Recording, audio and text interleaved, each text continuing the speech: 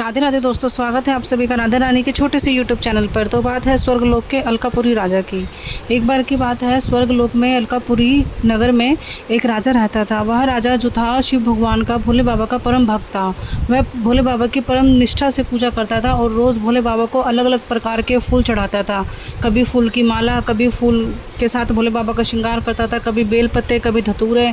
ये सब उसका रोज़ का नित्य नियम का कार्य था। तो राजा के महल में एक माली रहता था, जिस माली का नाम था हेम माली। वह रोज़ राजा को अपने बागान से अन्य अलग अलग प्रकार के फूल लाकर देता था, खुशबूदार, रंग बिरंगे।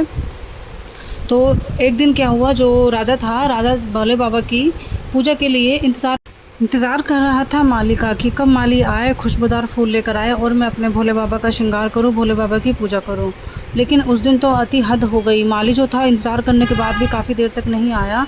माली अपने बागान में ही, अपनी माली की एक स्त्री थी, हेम माली की एक स्त्री थी, तो वह अपनी स्त्री के साथ बागान में अपना समय व्यतीत करने लगा। लेकिन वो राजा के लिए फूल लेकर नहीं आया।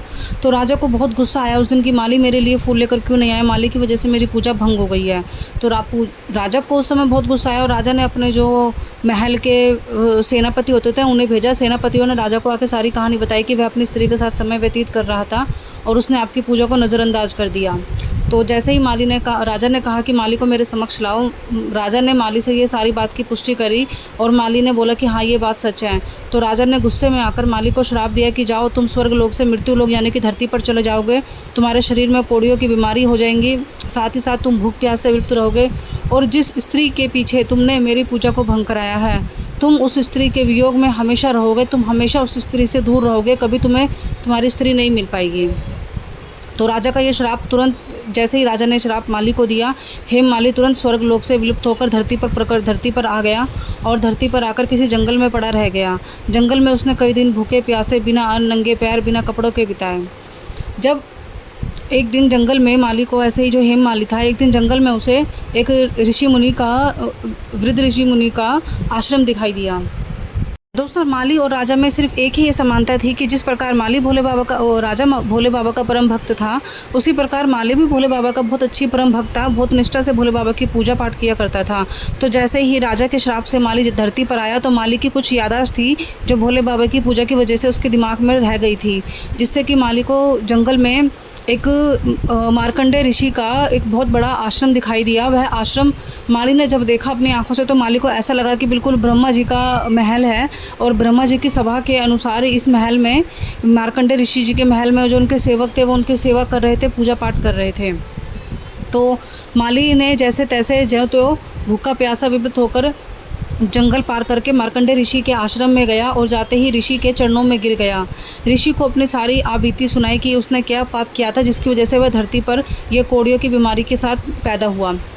तो महर्षि से, मार्कंडेय ऋषि से माली ने पूछा कि मुझे कोई ऐसा उपाय बताएं, कोई ऐसा व्रत पूजा पाठ बताएं जिससे कि मैं इस पाप से, इस श्राप से मुक्त हो जाऊं। तो महर्षि ने माली को योगिनी एकादशी व्रत की कथा के बारे में बताया और उस व्रत को करने के लिए कहा कि यह ऋषि मुनि ने माली को बताया कि योगिनी एकादशी, जो कि प्रत्येक वर्ष में आषाढ़ मास के कृष्ण पक्ष की एकादशी होती है, और वह एकादशी का व्रत करने से आप अपने जीवन के सभी पाप और श्राप से मुक्त हो जाते हो। तो ऋषि मुनि की यह बात सुनकर माली ने उस व्रत को उपवास करने का निष्ठा ठानी और विधि पूर्वक वह उपवास किया, उपवास की कथा सुनी और पूरा दिन भूखा प्यासा रहकर एक समय भोजन किया, वो भी फलाहार भोजन किया, अन्न ग्रहण नहीं किया। और अगले दिन, द्वादशी के दिन, पूरी विधि पूर्वक नहा धोकर, स्नान करके, पूजा पाठ करके ब्राह्मण को दान दिया, गरीबों को दान दिया और उसके बाद अपना व्रत खोला।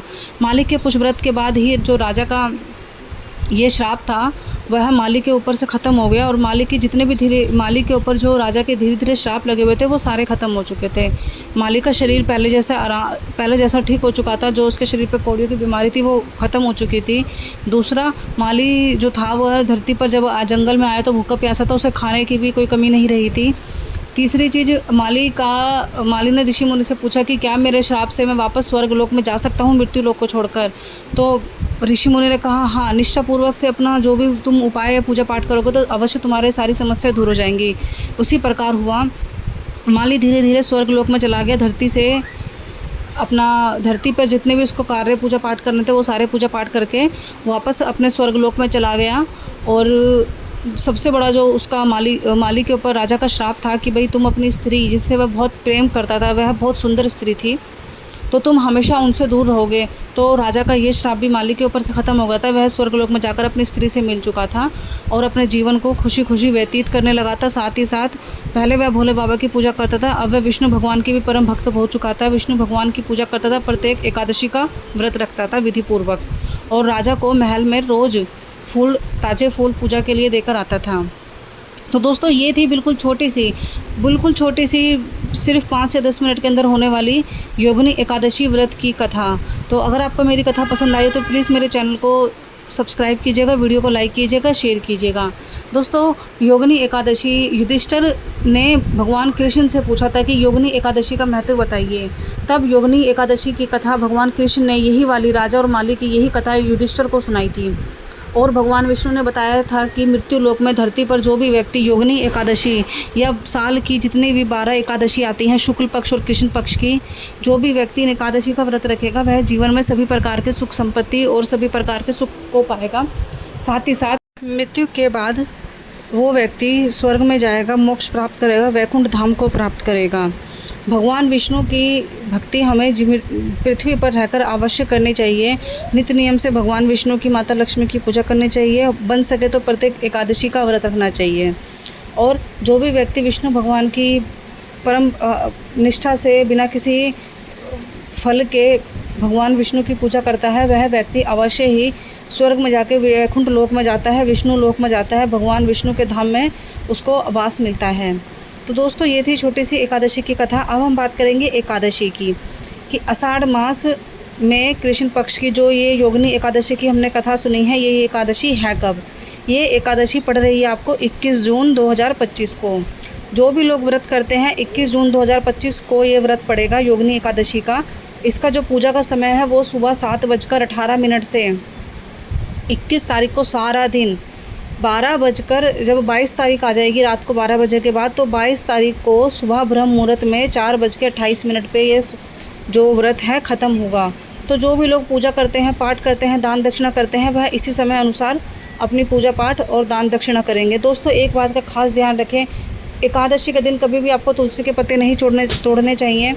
अगर आपको तुलसी के पत्तों की ज़रूरत पड़ती है पूजा में, वास्तव में पड़ती है, क्योंकि एकादशी के दिन तुलसी का भोग में तुलसी के पत्ते डालकर विष्णु भगवान को लगाया जाता है। तो आप वो पत्ते एक दिन पहले ही तोड़ लीजिएगा, फिर आप भगवान को प्रसादी रूप भोग में लगाइएगा। तो दोस्तों ये थी हमारी योगिनी एकादशी की कथा। अब मिलते हैं अगली वीडियो में प्रभु इच्छा अनुसार।